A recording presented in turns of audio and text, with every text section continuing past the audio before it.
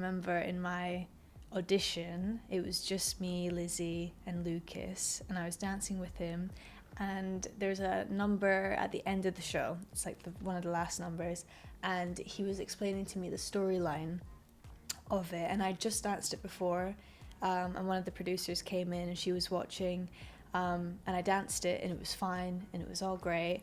And then they were like, okay, now we're gonna do it again, but this is like what's going on, and this is the story, this is like what she's been through, this is what he's been through. And then the producer like spoke to me about it as well, and it really like just shifted like everything. And I was like, oh my gosh, okay. So then when I did it the second time, I really like tried to put myself in that character's shoes, because like at the end of the day, like it's not our story we're telling, it's someone else's story, which is why it's so like needs to be handled with care, and like she needs to be handled with care, he needs to be handled with care. And at the end of it, I was bawling, like crying my eyes out, because I really was like, it's so different how when you're given that narrative, how different your dancing can be when you like know what the song is about, or you know what the characters have been through. It's like I really like felt it. I finished dancing, and he does like a little like solo part where he's like speaking to me, and I just had to stand there, and I literally was just bawling. I was like, oh my gosh. And then I was like, God, if I don't get this role, like, geez, that's so sad. Because I really like connected with her. Welcome to Studio Sessions, a video series for creative performers. Each week we go behind the scenes on the shoots and sit down with guests to discuss their careers, the creative industry, and share the lessons they've learned along the way. Welcome to the show. Thank you so much. How's today been for you? Yeah, it's been really lovely. Yeah, a great afternoon. Thank you so much. So who are you? Do you want to introduce yourself to everybody? Hello, my name is Serena McCall, and I'm a freelance artist based in London. So kind of going back to your kind of early career, what was it that kind of got you into dance? Like, what did your early career look like? So I started when I was 2 years old, and growing up I just trained at my local dance school, then gradually took the ballet route. Was a Scottish Ballet Associate and a Royal Ballet Associate for a while before I went and trained for 3 years at Elmhurst Ballet School in Birmingham, where I got my classical foundations, and then decided I wanted to dwell deep into the contemporary route a bit more, where I auditioned for Rambert, and then graduated from there last July. And I booked my first job, which was a North American and Canada tour with Zoo Nation Cape Prince Company, with the show Message in a Bottle, inspired by Sting's music, which I've just come back off the tour, and that's kind of this is now like my career really starting. I did like a few films a few years ago with amazing choreographers like Mandy Moore and Christopher Scott, and then worked with incredible choreographers kind of like Ashley Wallen on some like workshops and stuff when I was younger, which I'm really grateful for, because it really gave me a taste into what the industry can be like. So I kind of started those commercially jobs from like 17 onwards. But Message was my first tour that I ever did, and my first job outside of Rambert, which is incredible. And what an amazing job to kind of like come straight into it as well. So from that tour, what was the kind of biggest takeaways you had in terms of like learnings about yourself? Because I imagine that's probably quite different to kind of education. From that tour, I mean, like work-wise, I guess I just learned that the people really make the job that you're on. So I was really grateful. I had the best group of people on that job, hands down. They were absolutely phenomenal, and the best team to support us as well. Through myself, I learned, I don't know, I just feel like I grew a lot as a person over the course of those 4 months, especially being away from home. And I mean, I moved away from home when I was 14 already, but like when you're in America, it's like even you can't just get a train home. So I just feel like I've grown a lot in independence, and also finding out more of myself as an artist, as a human, all good things, I hope, and also just like learning about the professional environment that you need to kind of go into, and how that can affect like your well-being, like physically, mentally, and going back again to like how people can really like make it better. In terms of the independence, like obviously leaving home at like 14 effectively. Yeah. How did your independence grow? And like when you went, did you kind of feel like you were ready, or was that kind of like a learning process? I think 14 for me was the perfect age. Okay. I think I did 3 years with Royal and Scottish beforehand, and then like my little dance schools growing up, like Central Scotland Ballet School, NRG, Edinburgh Dance Academy, they all did like lots of competitions and stuff, so I'd be away from home anyway, and I'd just be with my dance teachers. Like my mum and dad would like be at work, and my sister, when she was dancing, would be with me, but like sometimes she wouldn't be when she went to uni. But I feel like I've always been a really independent child. That's just how I was raised. So when my dad used to drive me to Newcastle every single Saturday, and it used to always be on my terms. Like he would never wake me up in the mornings and be like, right, we gotta go. It would be like That's up so to good, me, yeah. and then I'd be the one waking him up, being like, I'm ready to go, and then he'd just jump in the car. So I feel like I've always been like that kid who had that mindset, because I really loved it and it's what I wanted to do. So for me, 14 was the perfect age to go. I don't think I could have gone any younger than that. I think that was the right time. And like I feel like that mindset is so strong and so important to be able to kind of keep going and kind of be successful. For someone who maybe doesn't have that mindset, or maybe kind of doubts themselves a bit in their own ability, what would your advice be to them to kind of help kind of ignite that fire in them? I just think that if it's what you want to do, then it's the only way that you're going to make it happen.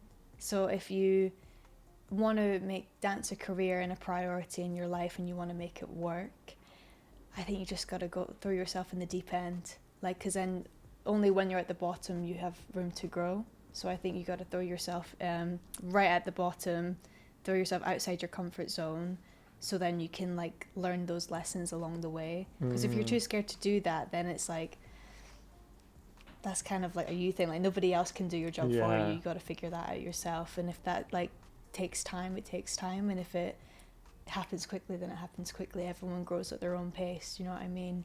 So I think as well, like as you said, like deep end there, like I just instantly went to like the water metaphor, and like when you're younger, like the deep end isn't that deep.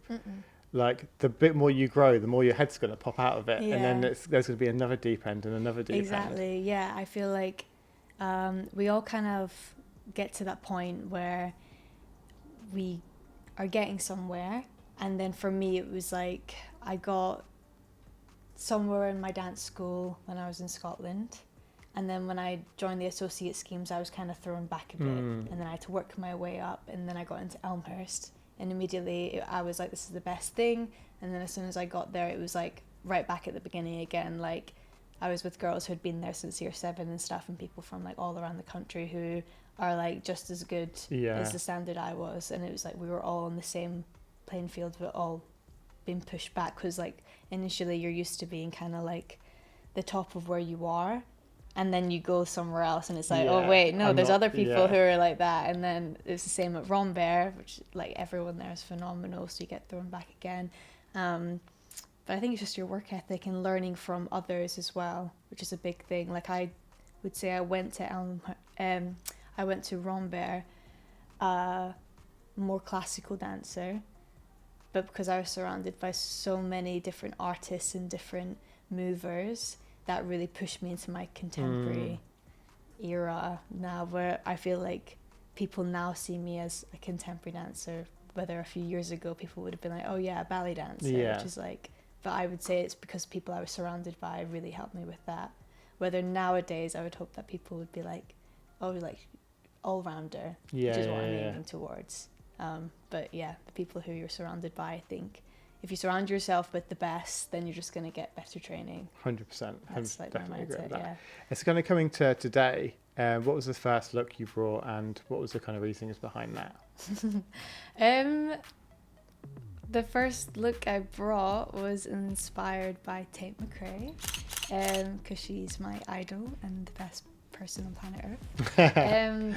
Just because, like I was kind of saying to you earlier, she's just someone who I've been watching grow from a very young age, and someone who I relate to as an artist, especially back when she was a dancer. Obviously I can't sing now, so can't relate to her on that part, but just like her look and like her height, especially like as a dancer, being like a tall dancer is very difficult, and I used to watch her videos and be like, how does she like do stuff, and how does she navigate like transitions and all that. So she's just been like a huge role model for me growing up. So she did a photo shoot. I can't remember the name of the magazine, but I remember she got interviewed by Britney Spears in it, which is incredible. And she did like a all kind of black look with like a bodysuit and tights and like a little shirt or blazer and coats. And I was just like, oh, that's really sick and really unique. That's what I was inspired by initially. Yeah, I love that. And also, like, I feel like when we were talking earlier, the idea that like Tate was such a role model for you, I think it's really important to find, as any form of creative, some form of role model who you can see yourself in, because as soon as you can see someone else has done it or someone else has got to a level maybe slightly above where you are currently, it then makes you believe in yourself and makes you go, oh, okay, if they can do it, then I can do it too. Yeah, absolutely. And in terms of like learning as well, like you've obviously had to learn so many kind of different skills, techniques and stuff over time. What's your advice to being able to kind of take things in as quickly as possible? It depends on what you want to do, honestly. Like if it's dancing and you want to improve yourself as a dancer, then you have to push yourself outside the comfort zone. Yeah. And like quit going to like the same like 3 classes every week and start broadening your horizons and going to multiple different classes, because initially like dancers nowadays need to be super versatile, need to be able to do it all. So I think that having lots of different like options in your basket will make you more employable, and I think that that's the best way to kind of grow quicker, is that if you have more options then you'll be more employable ultimately, and you might get picked up on quicker. And also just networking, it is really kind of who you know in the industry nowadays, and if you have good people around you who know you and know your work ethic and how you work, they're so quick to recommend you to other people. So I think that's, or agencies as well. I'm not signed with anyone, so I can't like speak on that part, but I do know like if you've got a good agent, then you're good. You're sorted. Cool. So going on to the second look from today, what was that? What made you bring that? The second look I did today was all grey suit, and that was kind of just me living out my Vogue fantasy.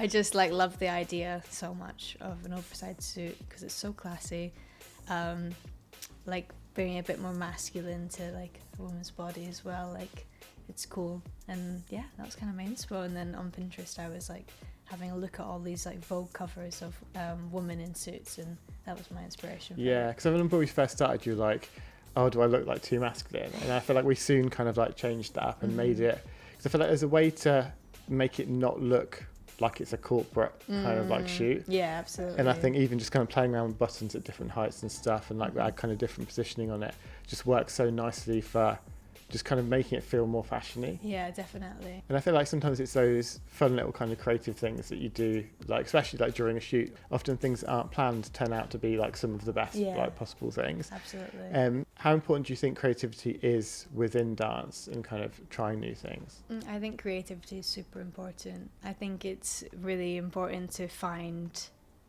like your own niche in a way. I think creativity is like a big thing to have, especially like even if it comes down to just like improvising and how you move, it needs to be like your own and not like what you see on the internet or like what you see the person next to you doing. I think that if everyone finds their own like uniqueness and way of like how they want to move and present themselves, then the better, because then otherwise it's just like clones of everyone and everyone being the same person, which is not cute. And have you like developed your personal style? I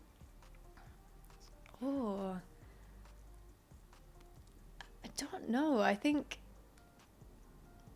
I guess like just like my upbringing and like the way my family have raised me, and then like the people I'm surrounded by at home and then the people I'm surrounded by in London, like having the mixture of both, like as a human has like made me who I am. And then as a dancer, I think Rambert especially helped me find who I am as a dancer and the way I like to move and like what works for me.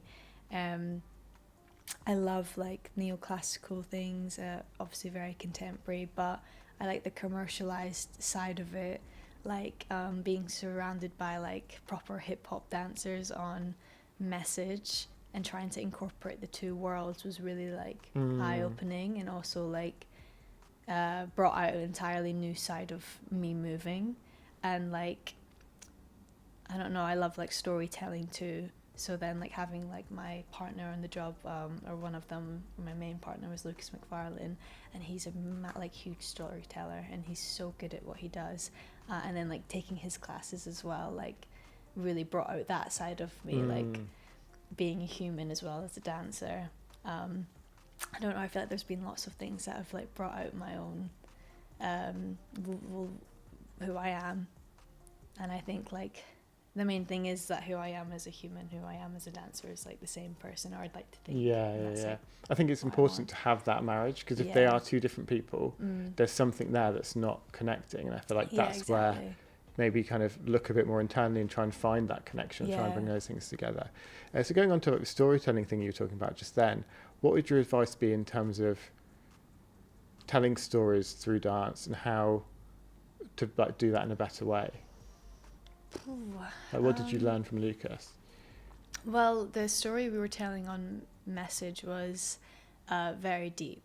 I'm not going to spoil it because I definitely will come back around and don't want to spoil the show, but it's like very, very heartfelt. It's all about like unity and family and love, and like losing loved ones as well. And it's just like a really heavy thing. And obviously like as a 20-year-old at the time, like I never experienced half of the stuff in that show, so like trying to really connect with my character was like very difficult. And I remember in my audition, it was just me, Lizzie and Lucas, and I was dancing with him, and there's a number at the end of the show, it's like one of the last numbers, and he was explaining to me the storyline of it, and I just danced it before, and one of the producers came in and she was watching, and I danced it and it was fine and it was all great, and then they were like, okay, now we're going to do it again, but this is like what's going on, and this is the story, this is like what she's been through, this is what he's been through. And then the producer like spoke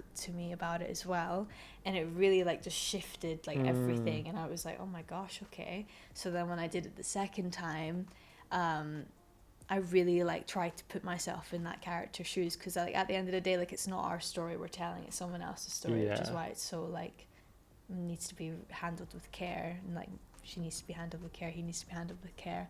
And at the end of it, I was bawling, like crying my eyes out, because I really was like, it's so different how when you're given that narrative, how different your dancing can be when you like know what the song is about, or you know what the characters have been through. It's like I really like felt it. And I finished dancing, and he does like a little like solo part where he's like speaking to me, and I just had to stand there, and I literally was just bawling. I was like, oh my gosh. And then I was like, God, if I don't get this role, like, geez, that's so sad. Because I really like connected with her. I don't know, I feel like storytelling just like can take you places and also like take the audience places, and I think that's why it's such a good thing to like tune in with and really take seriously, because it just brings a completely different element to your dancing and how you portray like yourself in the movement. And of course, going on to the third look from today, do you want to talk us through what that was? Yeah, so the third look today changed from silver jewellery to gold jewellery, had a bodysuit, suit trousers, and my big red heels that I wore for my graduation at Rambert that I have not worn since. Which it was just a pop of colour with the hair as well, which I think like an all black look with any pop of colour just looks amazing. So going back to Rambert, what did like a day or a week in the life of that school look like?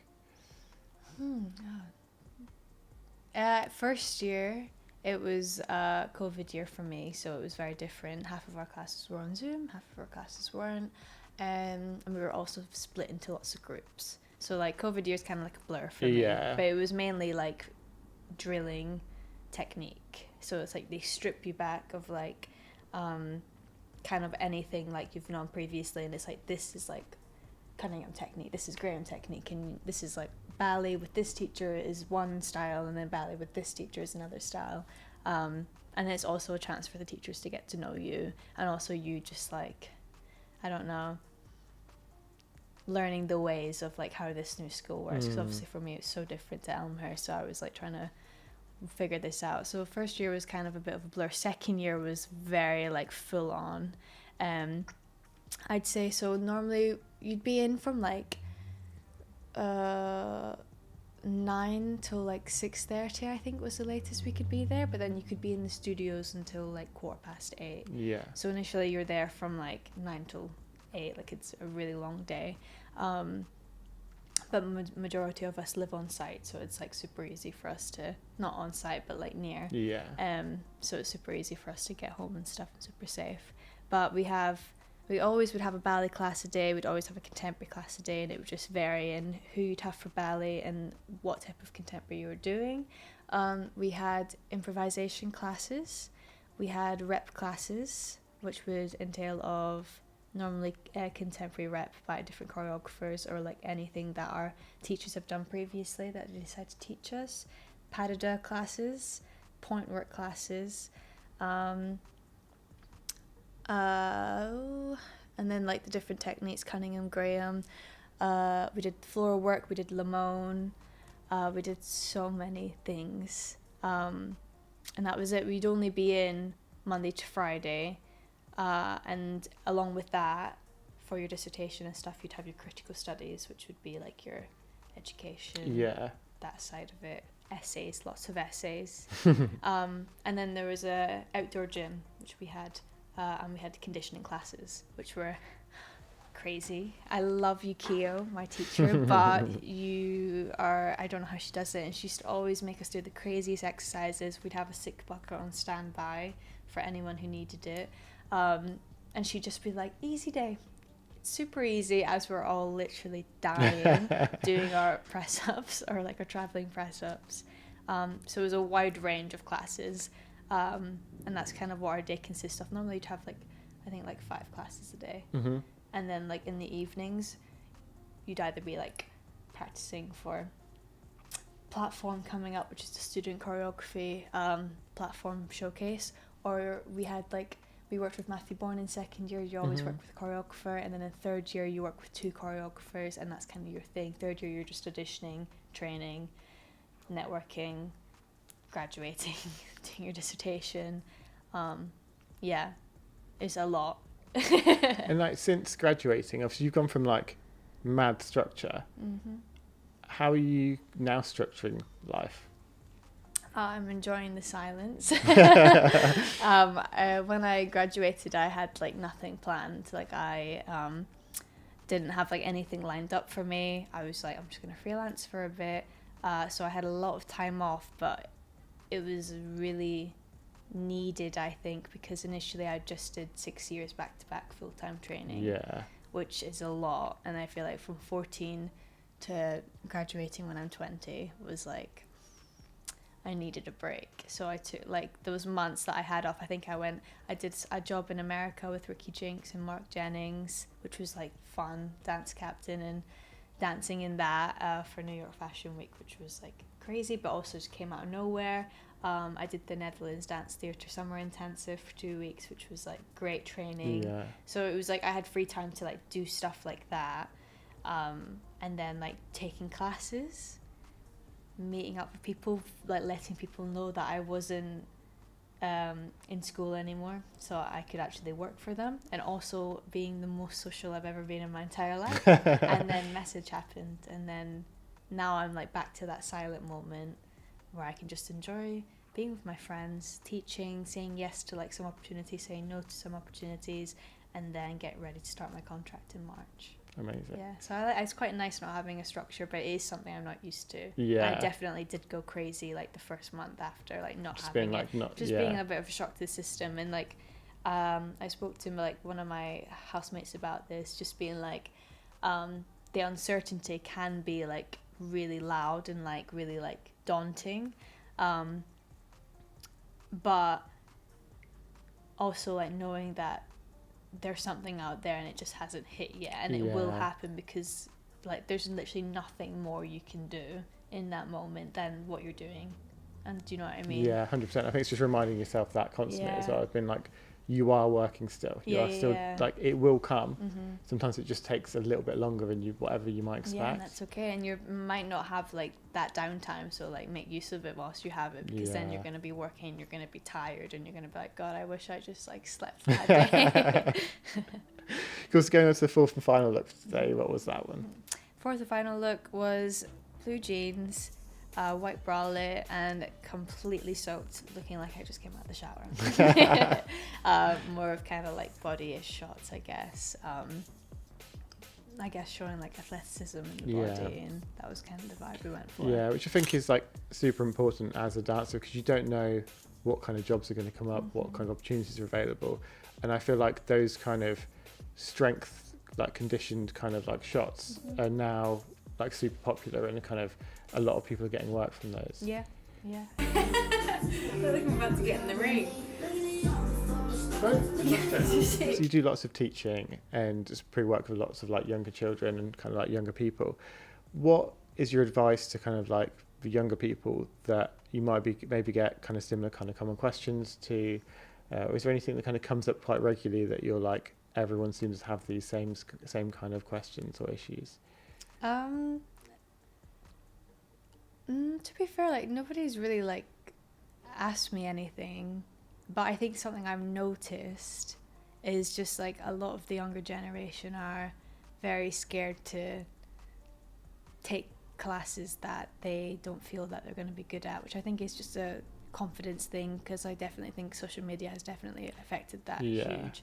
I just think that it's like reminding yourself kind of what we were saying at the beginning, like you're not going to get better unless you throw yourself in that deep end. So I think that something I'd say to encourage the younger generation is that you never know like if you're good at something until you actually get in the class, and then the only way you're going to get good at it is if you keep going to that class and you keep training it. So I would just encourage them to like be less scared to try new things, and be open to like failing, and like be open to like not being good, like just try it, like just give it a go, because then you like will probably learn more from that class than the same one you keep taking every week that you know you're good at. Do you know what I mean? Like I think that's like a big thing for me, especially now. Like I'm definitely taking classes that are pushing me outside my comfort zone, and I'm not like good at all in them, but I definitely feel like I've learned something, and then it inspires me to like try again until I get comfortable with it. In terms of your own development, what kind of things are you looking to kind of grow going forward? I think like as a dancer, I want to just broaden my versatility. I think that's my main thing at the moment. I just want to be like an employable dancer. That's all I want. As a human being, I think I want to... Oh God, so much. I think I want to be better at taking time for myself and not feeling the need to like, not like impress, but just like feel like I need to say yes to everything. I think that at the beginning of my career is important, but I do want to get to that point where I kind of know my worth a little bit more and know that it's okay to like say no to things. Yeah, and I think that's really important, a really, really important point, because it's very easy to just say yes to everything, but it's like have a goal of the direction you want to head, and is this thing I'm saying yes to heading me in that direction? If it's not, then maybe don't accept it, because that is actually just taking you further away from where you want to get to, because you're going to invest time and energy into that. You might then be too tired when the opportunity comes up to head you in the right direction. I think always having that focus and the goal that you want to get to in mind, and then try and break down all the opportunities that come up into how closely aligned is this to my goal, because sometimes someone else's goal is very different to yours. Yeah, exactly. I think especially like for me, like Message was a show that I never like would have like even thought I would be considered for at all, because I've seen it, and the only character that I was like, I love her, is Rox, who I play or played. She like I watched her in the show and I was like, oh my god, like phenomenal, sensational.